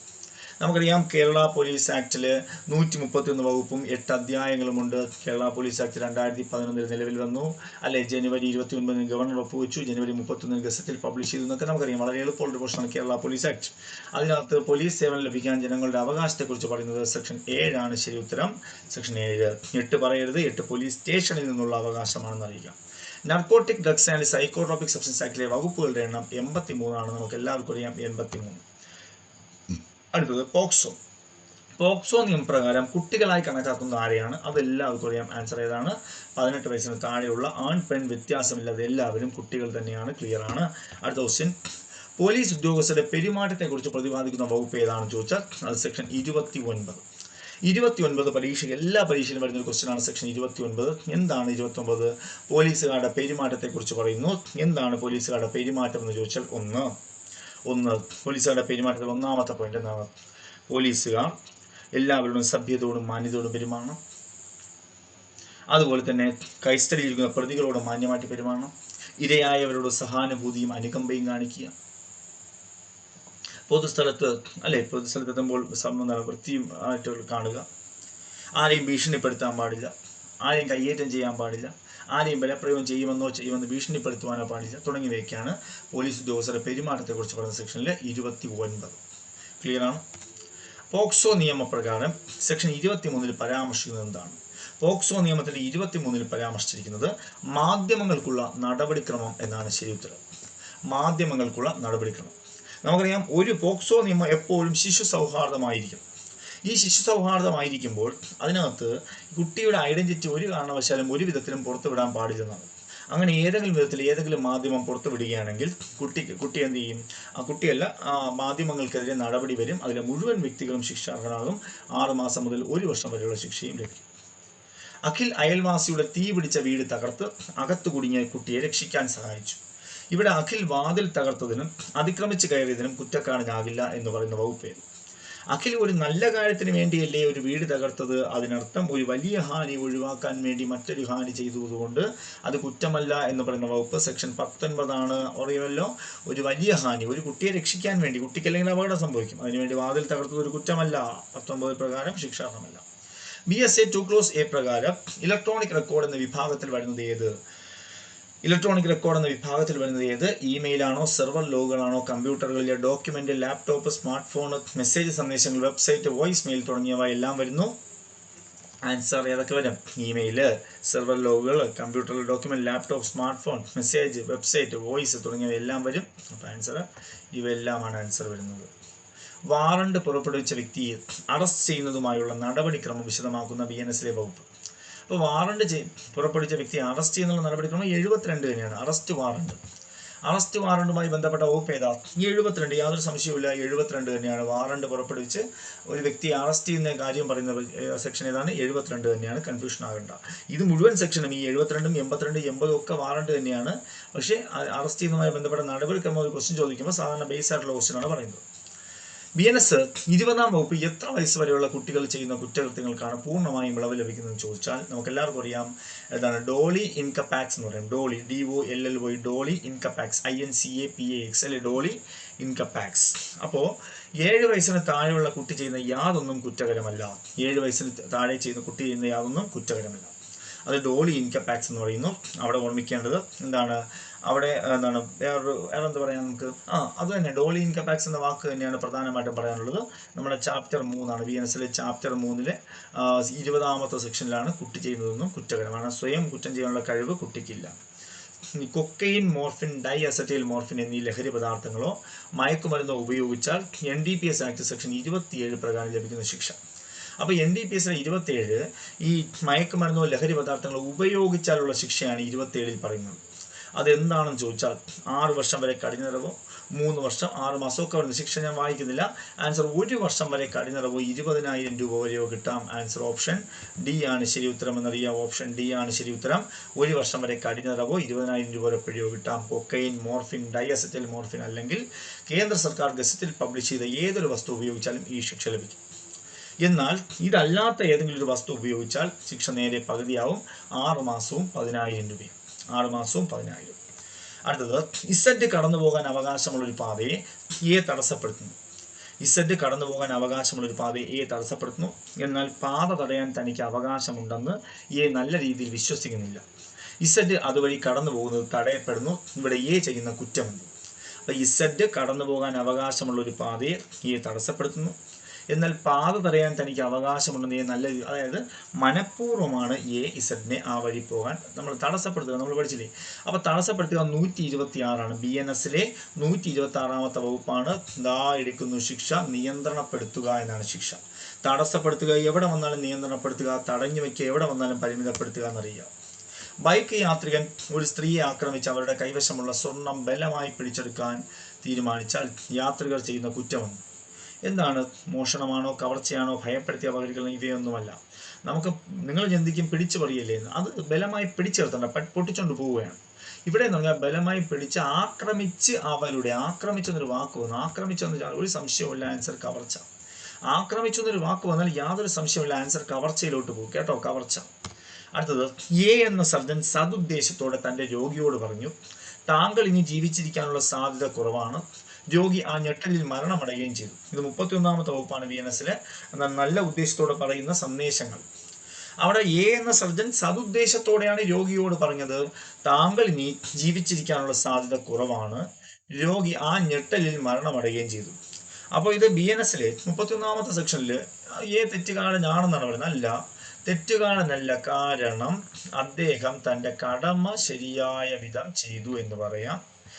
തെറ്റുകാരനല്ല, കാരണം അദ്ദേഹം രോഗിക്ക് യാതൊരുവിധ തെറ്റായ പ്രതീക്ഷയും നൽകിയില്ല. അപ്പൊ ആൻസർ ഓപ്ഷൻ ഡി നമുക്ക് എഴുതാം. എന്താണ്? ബിയും സിയും ശരിയാണ്. അപ്പൊ സതുദ്ദേശത്തോടെ പറയുന്ന വാക്യങ്ങളിൽ ആർക്കെങ്കിലും എന്തെങ്കിലും സംഭവിച്ചാൽ പോലും കുറ്റകരമല്ല എന്ന് പറയുന്നത് ആണ് ബി ആൻഡ് സി ആൻസർ. തൻ്റെ ഭാര്യയെ മർദ്ദിക്കുകയും അവൾ ബോധരഹിതയായി താഴെ വീഴുകയും ചെയ്തു. ഭാര്യ മരിച്ചെന്ന് കരുതി അറസ്റ്റ് ഭയന്ന് ഭാര്യയെ ഫാനിൽ കെട്ടിത്തൂക്കി. പോസ്റ്റ്മോർട്ടം റിപ്പോർട്ടിൽ തൂങ്ങി മരണമെന്ന് തെളിഞ്ഞു. എങ്കിൽ ചെയ്ത കുറ്റമുണ്ട്. അപ്പൊ ഇവിടെ നമ്മൾ ചിന്തിക്കേണ്ടത് ഭാര്യയെ അടിച്ചതേ ഉള്ളൂ. ബോധരഹിതയായി വീണപ്പോൾ ഇയാൾ വിചാരിച്ച് മരിച്ചെന്ന്. അപ്പൊ ഇയാൾക്ക് കൊലപാതകം നമുക്ക് എടുക്കണ്ട. കാരണം എന്താ? ഇയാൾ കൊന്നതല്ലല്ലോ. ദേഹോപദ്രവം എടുക്കാം, പക്ഷേ ഇവിടെ ഇയാളുടെ കൈ കൊണ്ടാണ് അവർ മരിച്ചത് അല്ലെ? അപ്പൊ അവിടെ നമുക്ക് കറക്റ്റ് പ്രവൃത്തി കുറ്റകരം തന്നെയാണ്. അപ്പൊ ആൻസർ ഓപ്ഷൻ ബി, കുറ്റകരമായ നരഹത്യയാണ്. കാരണം കൊല്ലണമെന്ന പ്ലാനിലാണ് അടിച്ചിരുന്നുവെങ്കിൽ അത് കൊലപാതകം എടുത്തേനെ. ഇവിടെ വീണപ്പോൾ പേടിച്ചിട്ടാണ് ഇയാൾ കെട്ടിത്തൂക്കിയത്. അതുകൊണ്ട് തന്നെ അത് കുറ്റകരമായ നരഹത്യയിലേക്ക് പോവുകയാണ്. അടുത്തത് ഇസഡുമായി സൗഹൃദത്തിലുള്ള എന്നയാൾ ഇസഡിന്റെ അഭാവത്തിൽ ഇസഡിന്റെ ലൈബ്രറിയിൽ പോവുകയും അനുവാദമില്ലാതെ ഒരു പുസ്തകം എടുക്കുകയും തന്റെ സ്വന്തം ലാഭത്തിനായ പുസ്തകം വിൽക്കുകയും ചെയ്യുന്നു. അപ്പൊ സൗഹൃദത്തിലുള്ള എന്നയാൾ പോകുമ്പോൾ തീർച്ചയായിട്ടും അത് മോഷണമെന്ന് പറയണ്ട. അവിടെ വ്യംഗ്യമായ സമ്മതം എന്ന് പറഞ്ഞാൽ ഒരു ഇൻഡയറക്റ്റ് സമ്മതമുണ്ട്. ഇപ്പൊ നമ്മുടെ സുഹൃത്തിന്റെ ലൈബ്രറി നമ്മൾ പോവുകയാണെങ്കിൽ നമ്മൾ ആ ഫ്രീഡത്തിൽ എടുക്കാറുണ്ട് ബുക്കൊക്കെ. എടുത്തിട്ട് നമ്മളത് ദുരുപയോഗം ചെയ്യുകയാണെങ്കിൽ എന്താണെന്ന് ചോദിച്ചാൽ ആൻസർ യാതൊരു സംശയവുമില്ല. ആൻസർ ഓപ്ഷൻ ഡി ആണ് ശരി ഉത്തരം. എന്താണ്? വസ്തുവിൻ്റെ കുറ്റകരമായ ദുർവിനിയോഗം ചെയ്തിരിക്കുന്നു. വസ്തുവിൻ്റെ കുറ്റകരമായ ദുരുപയോഗം ചെയ്തിരിക്കുന്നു. വസ്തുവിൻ്റെ കുറ്റകരമായ ദുരുപയോഗം നടത്തിയിരിക്കുന്നു. ക്ലിയർ ആണോ? ക്ലിയർ ആണ്. അടുത്ത്, ഒരാളുടെ കേൾവി ശക്തി ആക്രമണത്തിലൂടെ സ്ഥിരമായി ഇല്ലാതാകുന്നത് എന്തിൻ്റെ നിർവചനത്തിൽപ്പെടുന്നു? നമ്മൾ 116 BNSL 116 പഠിക്കുന്നു. എന്താണ്? കഠിനമായ ദേഹോപദ്രവം. അപ്പോൾ അവിടെ ഒന്ന് പ്രകോപനത്തിന്മേൽ മുറിവേൽപ്പിക്കുന്നു, കൊലപാതക ശ്രമം, കഠിനമായ ദേഹോപദ്രവം, വിഷവസ്തുക്കൾ ഉപയോഗിച്ചു. ഇതിൽ ഏത് വരുമെന്ന് ചോദിച്ചാൽ ഒരാളുടെ കേൾവി ശക്തി ആക്രമണത്തിലൂടെ സ്ഥിരമായി ഇല്ലാതാകുന്നത് എന്തിൻ്റെ നിർവചനത്തിൽ പെടുന്നു എന്ന് ചോദിച്ചാൽ എന്തിൻ്റെയാണ്? അവിടെ കഠിനമായ ദേഹോപദ്രവം ആണ് വരുന്നത്. ഓപ്ഷൻ ഡി ആണ് ശരി ഉത്തരം. കഠിനമായ ദേഹോപദ്രവം. എക്സ് തീവ്രവാദ പ്രവർത്തനം നടത്തിയിട്ടുണ്ട് എന്ന് ഒയ്ക്ക് ഉത്തമ ബോധമുണ്ടായിരിക്കെ എക്സിനെ തൻ്റെ വീട്ടിൽ ഒളിച്ചിരിക്കാൻ ഒയ് അനുവദിച്ചു. അങ്ങനെയെങ്കിൽ ലഭിക്കുന്ന ശിക്ഷയും. എക്സ് തീവ്രവാദ പ്രവർത്തനമാണെങ്കിൽ തീവ്രവാദ പ്രവർത്തനത്തിന്റെ സെക്ഷൻ 113. ഈ 113 ചെയ്ത വ്യക്തിയെ വീട്ടിൽ ഒളിച്ചിരിക്കാൻ സഹായിച്ച വ്യക്തിയും ശിക്ഷാർഹം തന്നെയാണ്. അയാൾക്ക് എത്ര കിട്ടുമെന്ന് ചോദിച്ചാൽ ഓപ്ഷൻ സി ആണ് ശരി ഉത്തരം. 3 വർഷത്തിൽ കുറയാത്തതും ജീവപര്യന്തം വരെ ആകാവുന്നതുമായ തടവും പിഴയുമാണ്. മൂന്നാമത്തതാണ് ഓപ്ഷൻ ഡി ആണ് ശരി ഉത്തരം എന്നറിയുക. ഓപ്ഷൻ ഡി ആണ് ശരി ഉത്തരം. അടുത്തത്, എക്സിൽ നിന്ന് പണം തട്ടുന്നതിന് വേണ്ടി വൈ എക്സിന്റെ മകനെ കഠിനമായ ദേഹോപദ്രവം ഏൽപ്പിക്കുന്നു. ഈ പ്രസ്താവനയുമായി ബന്ധപ്പെട്ട വകുപ്പ് ഏതാണ്? അപ്പോൾ കഠിനമായ ദേഹോപദ്രവമാണ്, പക്ഷെ ഒരു ലക്ഷ്യം കൂടിയുണ്ട്. എന്താണ്? പണം തട്ടുന്നതിന് വേണ്ടിയാണെങ്കിൽ സെക്ഷൻ 119. ഞാൻ ഈ പറയുന്ന സെക്ഷനുകൾ നിങ്ങൾ വായിക്കണം. മോഷണം കവർച്ചയാകുന്ന സാഹചര്യങ്ങൾ എപ്പോഴൊക്കെ? സൂര്യോദയത്തിന് ശേഷമോ സൂര്യോദയത്തിന് മുമ്പോ ആണെങ്കിൽ, അല്ലെ, സൂര്യോദയത്തിന് മുൻപോ, അതുപോലെ മോഷണം നടത്താൻ വേണ്ടി ഒരു വ്യക്തി അന്യായമായി തടങ്കലിൽ വെക്കുമ്പോൾ, സ്വേച്ഛയാ ഏതെങ്കിലും ആൾക്ക് ദേഹോപദ്രവം ഏൽപ്പിക്കുന്നതിലൂടെ. അപ്പോൾ ഇതിൽ 2ഉം 3ഉമാണ് കറക്റ്റ് വരുന്നത്. 2ഉം 3. അപ്പോൾ മോഷണം കവർച്ചയാവുന്നത് എപ്പോഴാണ്? മോഷണം നടത്താൻ വേണ്ടി വ്യക്തിയെ അന്യായമായി തടങ്കൽ വെക്കുമ്പോൾ വരും. സ്വേച്ഛയായ ഏതെങ്കിലും ആൾക്ക് ദേഹോപദ്രവം ഏൽപ്പിക്കുന്നതിലൂടെ വരും. പക്ഷെ ആദ്യത്തെ സൂര്യോദയത്തിന് ശേഷം വന്നു. സൂര്യോദയത്തിന് ശേഷമല്ല, സൂര്യോദയത്തിന് മുൻപോ, അല്ലെ, സൂര്യാസ്തമയത്തിന് ശേഷമോ എന്നാണ് പറയേണ്ടത് കേട്ടോ. സൂര്യോദയത്തിന് ശേഷമല്ല, സൂര്യാസ്തമയത്തിന് ശേഷം. തെറ്റായ പ്രസ്താവനയാണ് 1. അത് സൂക്ഷിച്ച് ഉത്തരം പറയണം. 2ഉം 3ഉമാണ് ശരി. 2ഉം 3ഉമാണ് ശരി എന്നറിയാം. അടുത്തത്, BNSലെ നരഹത്യയുമായി ബന്ധപ്പെട്ട ശരിയായ പ്രസ്താവന കണ്ടെത്തുക. നരഹത്യ മരണം സംഭവിക്കാൻ ഇടയുണ്ടെന്നൊരു ഒരു ദേഹോപദ്രവം ഉണ്ടാകണം ഉദ്ദേശത്തോടെ, ആ പ്രവൃത്തി കൊണ്ട് മരണം സംഭവിക്കാൻ താൻ ഇടയാകുമെന്നുള്ള അറിവോടുകൂടി ഉടനടി മരണം സംഭവിക്കുന്നുവെന്ന്. അപ്പോൾ ഈ ഉടനടി എന്നുള്ള പരിപാടി ഇല്ല. ബാക്കിയെല്ലാം ഓക്കെ. മരണ ഉദ്ദേശമുണ്ട്, ദേഹോപദ്രവം ഉണ്ടാകണം, മരണം ഇടയും, ഇതൊക്കെ ശരി. പക്ഷെ മരണം സംഭവിക്കുന്നു എന്നുള്ള കാര്യമില്ല.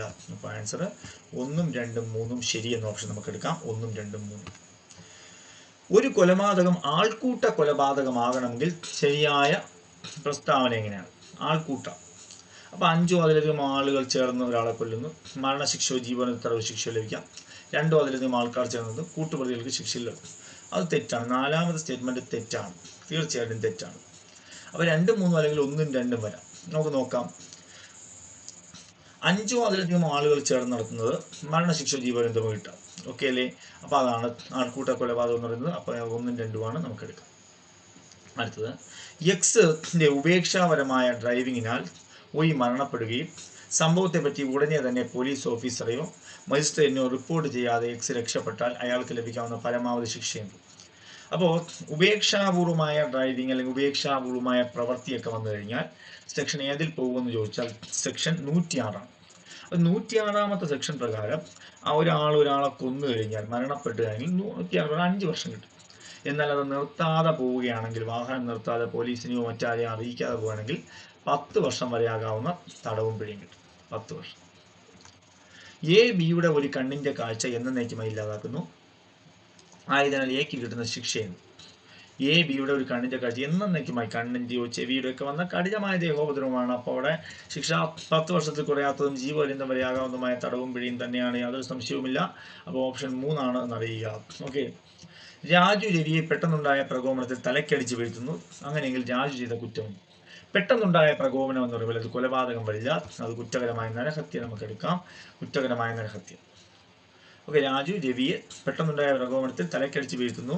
അങ്ങനെയെങ്കിൽ രാജു ചെയ്ത കുറ്റം. പക്ഷേ ക്വസ്റ്റ്യനിൽ ഒരു ചെറിയ വ്യത്യാസമുണ്ട്. അത് മരിച്ചാൽ മാത്രം കുറ്റകരമായ നരഹത്യ, അല്ലാത്ത പക്ഷം കൊലപാതക ശ്രമം വരാം, അല്ലാത്ത പക്ഷം കഠിനം. അത് ഈ ഒരു ക്വസ്റ്റ്യൻ ഒരു ശ്രദ്ധിക്കണം കേട്ടോ. ആ ക്വസ്റ്റ്യൻ ഒന്ന് പൂർത്തീകരിച്ചില്ല. നമുക്ക് രാജു തലക്കടിച്ച് വീഴ്ത്തുന്നു, രവി മരിച്ചു എന്ന് പറഞ്ഞാൽ അല്ലേ, പെട്ടെന്നുള്ള പ്രകോപനത്തിൽ തലക്കടിച്ചു. മരിച്ചു എന്ന് പറഞ്ഞാൽ നമുക്ക് ആൻസർ കുറ്റകരമായ നരഹത്യ കൊടുക്കാം. അങ്ങനെ കൊടുക്കാം ക്വസ്റ്റ്യൻ. മരിച്ചു. ചെറിയ സംഘടിത കുറ്റകൃത്യം. നമുക്കറിയാം ഈ ചെറിയ സംഘടിത കുറ്റകൃത്യം എന്ന് പറഞ്ഞാൽ 112ാമത്തെ വകുപ്പാണ്. ഇതിൽ വരുന്നത് ഏതൊക്കെയെന്നാണ് ചോദിച്ചത്. ചെറിയ സംഘടിത കുറ്റകൃത്യം ചരക്ക് മോഷണം വരാം. 1 വർഷം കുറയാത്തതും 5 വർഷമല്ല, 1 വർഷം to 7 വർഷമാണ് ശരി വരുന്നത്. അപ്പോൾ അതിൽ 1ഉം 4ഉം വരാം കേട്ടോ. 1ഉം 4. എന്ന കള്ളൻ ബിയുടെ എന്നയാളുടെ വീട്ടിൽ മോഷണം നടത്തുന്നു. ശ്രമിച്ച ബിയെ ആക്രമിക്കുന്നു. അപ്പോൾ സ്വയരക്ഷാർത്ഥം എയെ കത്തിയെടുത്ത് കുത്തുകയും മരണപ്പെടുകയും ചെയ്യുന്നെങ്കിൽ നേരത്തെ പഠിച്ചതാണ്. സ്വയരക്ഷാവകാശം. അവിടെ അയാൾ മരണപ്പെടുകയും ബിക്ക് എന്ത് കിട്ടും? ബി കുറ്റക്കാരനല്ല. ബി കുറ്റക്കാരനല്ല എന്ന ഓപ്ഷൻ നമുക്ക് എടുക്കാം. ആൻസർ എന്താണ്? 4 മാത്രം ശരി. BNSS വകുപ്പ് 66മായി ബന്ധമില്ലാത്ത പ്രസ്താവന ഏതാണ്? 66 സമൻസ് കൊടുക്കുന്നതുമായി ബന്ധപ്പെട്ട്. സമൻസ് കൈപ്പറ്റുന്ന വ്യക്തി സമൻസിന്റെ ഡ്യൂപ്ലിക്കേറ്റ് നൽകേണ്ടതാണ്. അത് അല്ലെ, വ്യക്തിക്ക് ഡ്യൂപ്ലിക്കേറ്റ് അത് സ്വീകരിക്കുന്നത് വീട്ടിലെ മുതിർന്ന വ്യക്തിയാണെങ്കിൽ. ഓക്കെ. സമൻസ് നൽകേണ്ടയാൾ സ്ഥലത്തില്ലെങ്കിൽ വീട്ടിലെ മുതിർന്ന പുരുഷൻ സമൻസ് നൽകേണ്ടതാണ്. പുരുഷൻ നൽകണ്ട. മുതിർന്ന വ്യക്തി എന്നതിൽ വീട്ടുജോലിക്കാൻ ഉൾപ്പെടുന്നില്ല. ശരി തന്നെയാണ്. അടുത്തത് സമൻസ് കൈപ്പറ്റുന്നയാളെ കണ്ടെത്താൻ കഴിയാതെ വരുമ്പോൾ ഉള്ള നടപടിക്രമം 66. അപ്പോൾ ഇതിലേതൊക്കെ വരുമെന്നാണ് ചോദിച്ചത്. ഇതിലേതൊക്കെ ശരി വരുമെന്ന് ചോദിച്ചാൽ 2 മാത്രം തെറ്റ്, ബാക്കിയെല്ലാം ശരി. 2 എന്താ തെറ്റ്? മുതിർന്ന പുരുഷാംഗം എന്നല്ല, മുതിർന്ന അംഗത്തിന് സമൻസ് കൊടുക്കാം. സമൻസ് കൊടുക്കാൻ പോകുമ്പോൾ വീട്ടിൽ അംഗമില്ല എങ്കിൽ എന്ത് ചെയ്യാം? വീട്ടിലെ മുതിർന്ന അംഗത്തിന് കൊടുക്കാം. ഒന്നാമത്തത് കുട്ടി എന്നാൽ 10 വയസ്സിന് താഴെയുള്ള ഏതെങ്കിലും ആളെന്ന് അർത്ഥമാക്കുന്ന സെക്ഷൻ 2 ക്ലോസ് 3. അപ്പോൾ അത് തെറ്റാണ്. കാരണം 2 ക്ലോസ് 3 കുട്ടി എന്ന് പറയുന്നത് കുട്ടി 2 ക്ലോസ് 3 ആണ്, പക്ഷെ 18 വയസ്സാണെന്ന് അർത്ഥം. അപ്പോൾ ഇത് തെറ്റായ പ്രസ്താവന. ക്ഷതി എന്നാൽ ഏതെങ്കിലും ആൾക്ക് അയാളുടെ ശരീരത്തിനോ മനസ്സിനോ ഖ്യാതിക്കോ വസ്തുവിനോ നിയമവിരുദ്ധ ഉണ്ടാക്കുന്ന പ്രവൃത്തി എന്നാണ് അർത്ഥം എന്ന് ഓർമ്മിക്കുക. അതാണ് ക്ഷതി. അത് 2 ക്ലോസ് എന്താണ്? 2 ക്ലോസ് 14 ആണ് കേട്ടോ. അപ്പോൾ അത് 4 ആണ് കേട്ടോ. അവിടെ 2 ക്ലോസ് H എന്നാണ് കിടക്കുന്നത്. 2 ക്ലോസ് 14 എന്ന് അർത്ഥമുള്ളൂ കേട്ടോ. 2 ക്ലോസ് 14 ആണ് അവിടെ നമുക്ക് വേണ്ടത്. 2 ക്ലോസ് 14. ഓക്കെ.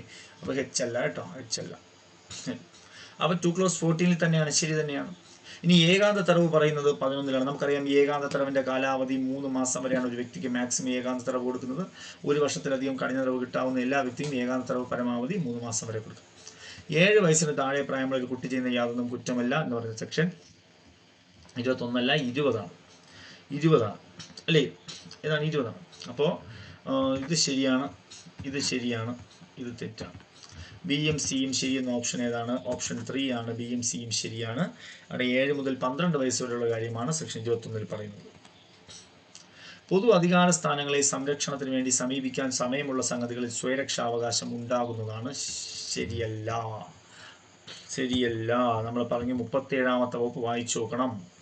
ചിത്തഭ്രമമുള്ള എക്സ് ഒയ്യെ കൊല്ലാൻ ശ്രമിക്കുന്നു. എക്സ് യാതൊരു കുറ്റത്തിനും അപരാധിയല്ല. എന്നാൽ ഒയ്ക്ക് എക്സിന്റെ ബുദ്ധിക്ക് സ്ഥിരതയുണ്ടായിരുന്നു എങ്കിൽ തനിക്കുണ്ടാകുമായ സ്വയരക്ഷാവകാശം ഉണ്ടായിരിക്കും. ശരി തന്നെയാണ്. 36ാമത്തെ വകുപ്പാണ് കേട്ടോ. 36ാമത്തെ വകുപ്പാണെന്ന് അറിയുക. ഈ 36ാമത്തെ വകുപ്പിൽ പറയുന്നത് ചിത്തഭ്രമമുള്ള ആൾ മറ്റൊരാളെ കൊല്ലാൻ വന്നാലും സ്വയരക്ഷാവകാശം പ്രയോഗിക്കാം.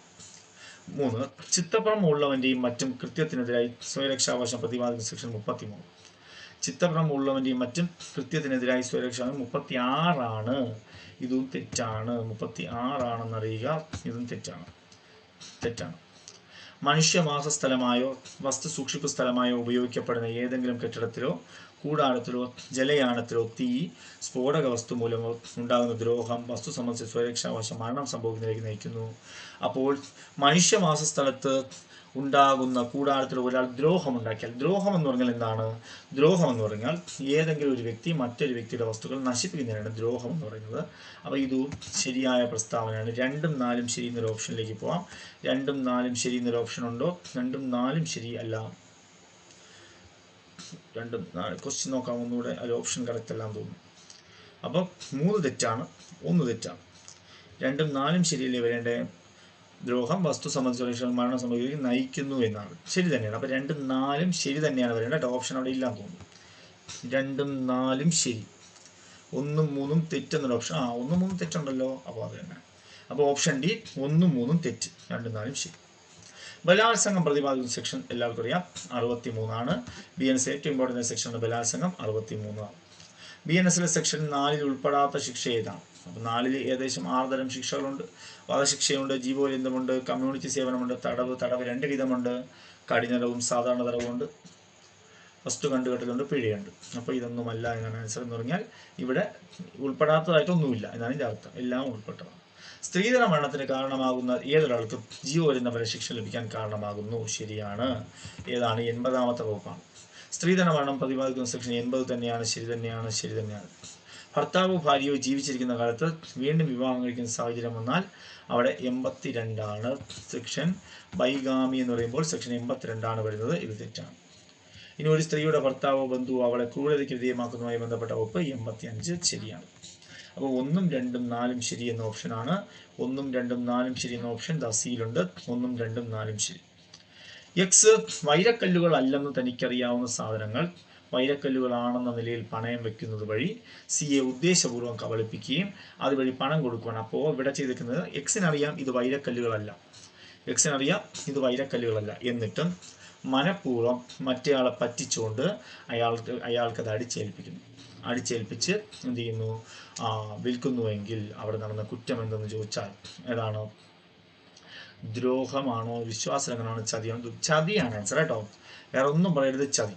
എപ്പോൾ ഏത് ക്വസ്റ്റ്യൻ പേപ്പറിലും ഇതാണെന്ന് പറഞ്ഞു കൊടുക്കുന്നു, അതാണെന്ന് പറഞ്ഞു കൊടുക്കുന്നു, അല്ലെങ്കിൽ ഏത് കപടാനുകരണം നടത്തിയിരിക്കുന്നു, അതായത് പറ്റിക്കുന്നു, ഒന്ന് കാണിച്ച് മറ്റൊന്ന് പറ്റിക്കുകയാണെങ്കിൽ ചതിക്കൽ ആണ് ആൻസർ. എയുടെ പക്കൽ നിന്ന് സിക്ക് കിട്ടേണ്ട ഒരു കടം തീർക്കുന്നതിന് വേണ്ടി എയുടെ സ്വത്തുക്കൾ വിധി നടത്തിയെടുക്കുവാൻ പോകുന്നു എന്നറിഞ്ഞുകൊണ്ട് സിക്ക് കടം തീർന്ന് കിട്ടുന്നത് തടയുക. അപ്പോൾ എയുടെ പക്കൽ നിന്ന് സിക്ക് കിട്ടേണ്ട കടം തീർക്കുന്നതിന് വേണ്ടി എയുടെ സ്വത്തുക്കൾ വിധി നടത്തിയെടുക്കുക. ഇതിൻ്റെ അർത്ഥം എന്ന് പറഞ്ഞാൽ ഒരാൾക്ക് കിട്ടേണ്ട പൈസ അയാൾക്ക് കിട്ടാതിരിക്കാൻ വേണ്ടി മറ്റൊരാൾ ചെയ്യുന്നു. ഒരാൾക്ക് കിട്ടേണ്ട വസ്തുക്കൾ അത് കിട്ടാതിരിക്കാൻ വേണ്ടി മറ്റേയാൾ ചെയ്യുന്ന കുറ്റം എന്തെന്നാണ്? അത് ദ്രോഹം എന്നാണ് ആൻസർ. എന്താണ്? ദ്രോഹം. കാരണം എന്താ? നമുക്കൊരു നേട്ടവും കിട്ടിയില്ലെങ്കിലും മറ്റുള്ളവൻ എന്തുണ്ടാകണം? ദോഷമുണ്ടാകണം എന്ന രീതിയിൽ പ്രവർത്തിക്കുന്ന ഏതൊരു വ്യക്തിയും എന്താണ്? ദ്രോഹം ചെയ്തിരിക്കുന്നു എന്ന് പഠിക്കുക. ദ്രോഹം. അടുത്തത് അന്യായമായി തടഞ്ഞു വെക്കൽ സെക്ഷൻ 126 പ്രതിപാദിക്കുന്നു. ഇതിനുള്ള ശിക്ഷ 1 വർഷം 5000. തെറ്റാണ്. തടഞ്ഞു വെക്കലൊക്കെ 127 അപ്പോൾ അത് തെറ്റാണ്. അടുത്തത് അന്യായമായി തടസ്സപ്പെടുത്തൽ സെക്ഷൻ 127 വരുന്നു. അതും തെറ്റാണ്. അത് ഏതാണ്? സെക്ഷൻ 126 വരുന്നത്. സെക്ഷൻ 143 ആൾ മോഷണം, അതും തെറ്റാണ്. 143 ആൾ വാണിഭമാണ്. 138 എന്താണ്? ആൾ അപഹരണത്തെ പറ്റി പറയുന്നു. അപ്പോൾ ആൾ അപഹരണത്തെ പറ്റി പറയുന്നത് ശരിയാണ്. 4 മാത്രമാണ് ഇതിൽ ശരി. അപ്പോൾ ഈ ഓപ്ഷനിൽ 4 മാത്രം ശരി എന്നൊരു ഓപ്ഷൻ ഇല്ല. നമുക്കതിൽ ഇങ്ങനെ ക്ലിയർ ചെയ്യാം. 4 മാത്രം ശരിയെന്ന ഓപ്ഷൻ ആക്കാം. അപ്പോൾ 4 മാത്രമാണ് ശരി എന്നറിയുക. ഓരോ പൗരനും കാര്യക്ഷമമായ പോലീസ് സേവനത്തിലുള്ള അവകാശം ഉണ്ടാകുന്ന സെക്ഷൻ. കാര്യക്ഷമമായ പോലീസ് സേവനം എന്താണ്? സെക്ഷൻ 7. സംശയമൊന്നുമില്ല. കേരള പോലീസ് നിയമം 8(1) വകുപ്പ് പ്രകാരം പൊതുജനങ്ങൾക്ക് പരാതി നൽകുവാൻ പോലീസ് സ്റ്റേഷനിൽ പ്രവേശിക്കുന്ന സമയം ഏത് സമയത്തും അല്ലേ? പോലീസുകാരുടെ അവകാശമല്ലേ? പോലീസ് സ്റ്റേഷനിലുള്ള അവകാശമാണ് ഏത് സമയത്തും. ഡ്യൂട്ടിയിലുള്ള എല്ലാ പോലീസ് ഉദ്യോഗസ്ഥരും പൊതുജനങ്ങളോട് പാലിക്കേണ്ട കാര്യങ്ങൾ എന്തൊക്കെയാണ്? പറയൂ, വേഗം പറയൂ. എല്ലാം ഉണ്ട്. മര്യാദയുണ്ട്, ഔചിത്യമുണ്ട്, അവസരോചിതമായ സഹാനുഭൂതിയുണ്ട്, സഭ്യവും മാന്യവുമായ ഭാഷയുണ്ട്. അപ്പോൾ ആൻസർ എയും ബിയും സി. കേന്ദ്ര ഗവൺമെന്റിന്റെ ഒഫീഷ്യൽ ഗസറ്റിൽ പരാമർശിച്ചിട്ടുള്ള ലഹരി പദാർത്ഥങ്ങൾ കഴിക്കുന്നതിന് NDPS ആക്ടിൽ പറഞ്ഞിട്ടുള്ള പരമാവധി ശിക്ഷ എന്ത്? കേന്ദ്ര ഗവൺമെന്റ് ഒഫീഷ്യൽ ഗസറ്റിൽ പരാമർശിച്ചിട്ടുള്ള ലഹരി പദാർത്ഥങ്ങൾ കഴിക്കുന്നതിന് NDPS ആക്ടിൽ പരാമർശിച്ച ശിക്ഷ എന്താണെന്നാണ് ചോദിച്ചത്. NDPS ശിക്ഷ എത്രയാണ്? 1 വർഷത്തെ കഠിന തടവ്, 1 വർഷത്തെ കഠിന തടവ്, 20,000 രൂപ പിഴ. 27. സ്വന്തം ഭൂമിയിൽ മറ്റൊരാളെ NDPS പ്രകാരം കുറ്റം ചെയ്യാൻ അനുവദിച്ചാൽ, ഇത് NDPS നിയമം സെക്ഷൻ 25. NDPSലെ 25ാമത്തെ വകുപ്പാണ് പറയുന്നത്. സ്വന്തം ഭൂമിയിൽ മറ്റൊരാളെ കുറ്റകൃത്യം ചെയ്യാൻ അനുവദിച്ചാലുള്ള ശിക്ഷ എത്രയാണെന്ന് നോക്കാം. എത്രയാണ്? ആ കുറ്റത്തിനുള്ള ശിക്ഷ ലഭിക്കും. പോക്സോ നിയമപ്രകാരം ലൈംഗിക ചിന്തയോടെ ഒരു കുട്ടിയുടെ ശരീരഭാഗങ്ങളിൽ സ്പർശിക്കുക വഴി ലൈംഗിക അതിക്രമം ചെയ്യുന്ന വ്യക്തിക്ക് ലഭിക്കാവുന്ന കുറഞ്ഞ ശിക്ഷയുണ്ട്. പോക്സോ നിയമപ്രകാരം ലൈംഗിക ചിന്തയോടെ ഒരു കുട്ടിയുടെ ശരീരഭാഗങ്ങളിൽ സ്പർശിക്കുക വഴി ലൈംഗിക അതിക്രമം ചെയ്യുന്ന വ്യക്തിക്ക് ലഭിക്കാവുന്ന കുറഞ്ഞ ശിക്ഷ എത്രയാണ്? സ്പർശനം. അവിടെ കുറഞ്ഞ ശിക്ഷ 3 വർഷമാണ്, കൂടിയത് 5 വർഷം. 3 മുതൽ 5 വർഷമാണ് ഇവിടുത്തെ സെക്ഷൻ ഏതാണെന്ന് ചോദിച്ചാൽ സെക്ഷൻ ഏതാണ്? സെക്ഷൻ 7 ആണ്. 7, 8 ആണ്. പോക്സോ ആക്ട് പ്രകാരം ഒരു മുതിർന്ന വ്യക്തിയെ അപമാനപ്പെടുത്തണമെന്ന ദുരുദ്ദേശത്തോടെ അയാൾ ഏതെങ്കിലും കുട്ടിയോട് ലൈംഗികാതിക്രമം ചെയ്തെന്ന് കള്ളപ്പരാതി നൽകുന്ന ആൾക്ക് ലഭിക്കാവുന്ന ശിക്ഷ. അപ്പോൾ ഒരു വ്യക്തി മറ്റൊരു വ്യക്തിയോട് കള്ളപ്പരാതി ചെയ്യുകയാണ്, അതായത് മറ്റു വ്യക്തി കുട്ടിയോട് ഇങ്ങനെ ചെയ്തു എന്ന് പറഞ്ഞ് ചെയ്താൽ അയാൾക്ക് ശിക്ഷ എന്ന് പറഞ്ഞാൽ എത്രയാണ്?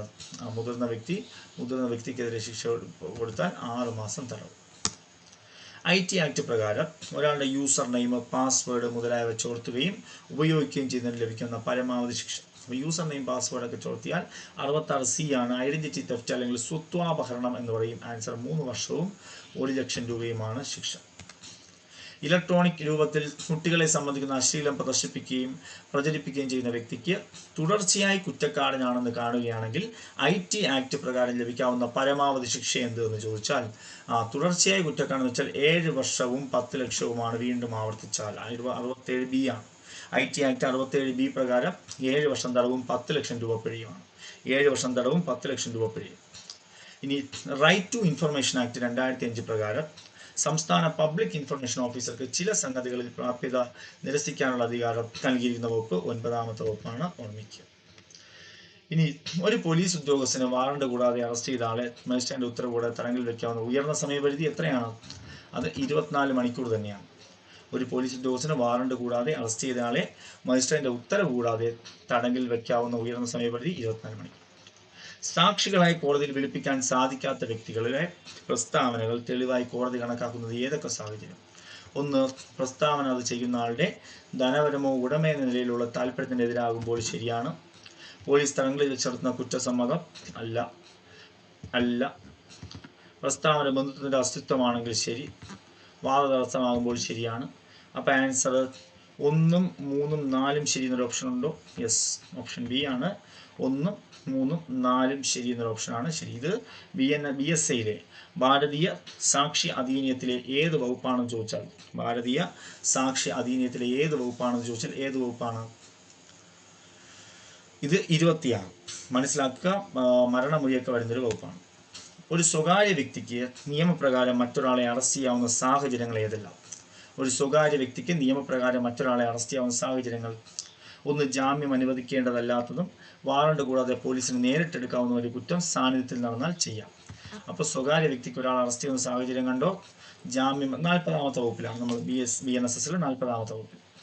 ജാമ്യം അനുവദിക്കേണ്ടതല്ലാത്ത നോൺ ബെയിലബിൾ ആൻഡ് കൊഗ്നൈസബിൾ കുറ്റം സാന്നിധ്യത്തിൽ വെച്ച് ചെയ്താൽ ഒരു സ്വകാര്യ വ്യക്തിക്കും ഒരാളെ അറസ്റ്റ് ചെയ്യാം.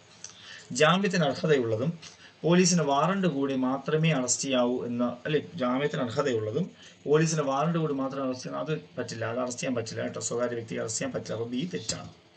ഇനി ഗുരുതരമായ ഏത് കുറ്റം നടന്നാലും ബലപ്രയോഗം കൂടാതെ അറസ്റ്റ് ചെയ്യാവുന്നതാണ് ശരി. ജാമ്യം ലഭിക്കാവുന്നതും പോലീസിന് നേരിട്ട് ലഭിക്കാവുന്നതുമായ കുറ്റം സാധിച്ചു നടന്നാൽ ജാമ്യം ലഭിക്കുന്നതും പക്ഷെ കോഗ്നൈസബിൾ ആണ്. അപ്പോൾ ഈ ക്വസ്റ്റ്യൻ ഒരു കൺഫ്യൂഷനുള്ള ക്വസ്റ്റ്യൻ ആണ്. സ്വകാര്യ വ്യക്തിക്ക് ചെയ്യാൻ പറ്റുന്ന സാഹചര്യം 1, 3, 4 ഒക്കെ ചെയ്യാം. BSI പറയുന്നതിൽ ഏത് കുറ്റസമ്മതമാണ് സ്വീകാര്യമായത്? ഉയർന്ന പോലീസ് ഉദ്യോഗസ്ഥരുടെ സാന്നിധ്യത്തിൽ തടങ്കലിൽ വെച്ച് നടത്തുന്നത് സ്വീകാര്യമല്ല. മാപ്പു സാക്ഷിയാക്കാമെന്ന വ്യവസ്ഥയിൽ പറയുന്നത് സ്വീകാര്യമല്ല. മജിസ്ട്രേറ്റ് മുമ്പാകെ നടത്തുന്നത് മാത്രം സ്വീകാര്യമാണ്. ആൻസർ ഓപ്ഷൻ ഡി ആണ് ശരി ഉത്തരം. പോലീസ് ചടങ്ങിൽ വെച്ച് 4ാമത്തെ സ്റ്റേറ്റ്മെന്റ് ഉണ്ട് കേട്ടോ, ഇപ്പുറത്തേതൊക്കെയാണ്. പോലീസ് ചടങ്ങിൽ വെച്ച് നടത്തിയ കുറ്റസമ്മതത്തിന്റെ അടിസ്ഥാനത്തിൽ ഏതെങ്കിലും വസ്തുത കണ്ടെത്തിയിട്ടുണ്ടെങ്കിൽ അതും ശരിയാണ്. അപ്പോൾ 3, 4 ശരി എന്നൊരു ഓപ്ഷനാണ്. ഇതാണ് ആൻസർ. 3, 4 ശരി. അതിന്റെ ബാക്കിയാണ്. താഴെ പറയുന്നവയിൽ ഏത് അവകാശമാണ് ഒരു പൗരന് പോലീസ് സ്റ്റേഷനിൽ പ്രാപ്തമായിട്ടുള്ളത്? ഒരു പ്രത്യേക വ്യക്തി പോലീസ് കസ്റ്റഡിയിൽ ഉണ്ടോ എന്നറിയാൻ ശരിയാണ്. എല്ലാ കേസുകളിലും സ്റ്റേഷൻ ജാമ്യം കിട്ടാൻ അവകാശമില്ലല്ലോ. സ്ത്രീകൾക്ക് സ്വകാര്യതയോടെ പരാതി കൊടുക്കാൻ അവകാശമുണ്ട്. പരാതി നൽകിയതിന്റെ കൈപ്പറ്റ രസീത് കിട്ടാൻ അവകാശമുണ്ട്. 1, 3, 4 ശരിയാണ്. ആൻസർ 1, 3, 4 ശരി എന്ന് കണ്ടെത്തുക. നിങ്ങൾക്ക് ഈ പറയുന്നതൊക്കെ മനസ്സിലാകുന്നുണ്ട് എന്നാണ് എൻ്റെ പ്രതീക്ഷ. വലിയ അളവിൽ മയക്കുമരുന്ന് കയറ്റുന്നതിന് ആവർത്തിച്ച് ശിക്ഷ ലഭിച്ചിട്ടുള്ള വ്യക്തി വീണ്ടും അതേ കുറ്റം ചെയ്താൽ സെക്ഷൻ 31A പ്രകാരം NDPS അപ്പം 31A പ്രകാരം ആവർത്തിച്ചാൽ എന്ത് ചെയ്യണം?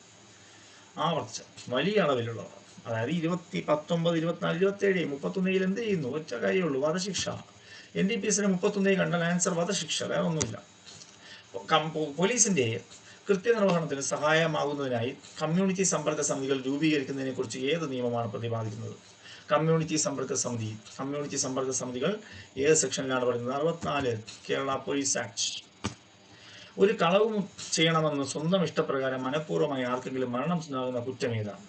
അപ്പോൾ ഒരു കളവ് ചെയ്യണമെന്ന സ്വന്തം ഇഷ്ടപ്രകാരം മനഃപൂർവ്വമായി ആർക്കെങ്കിലും മരണമുണ്ടാക്കുന്ന കുറ്റം എന്താണെന്ന് ചോദിച്ചാൽ ഏതാണ്?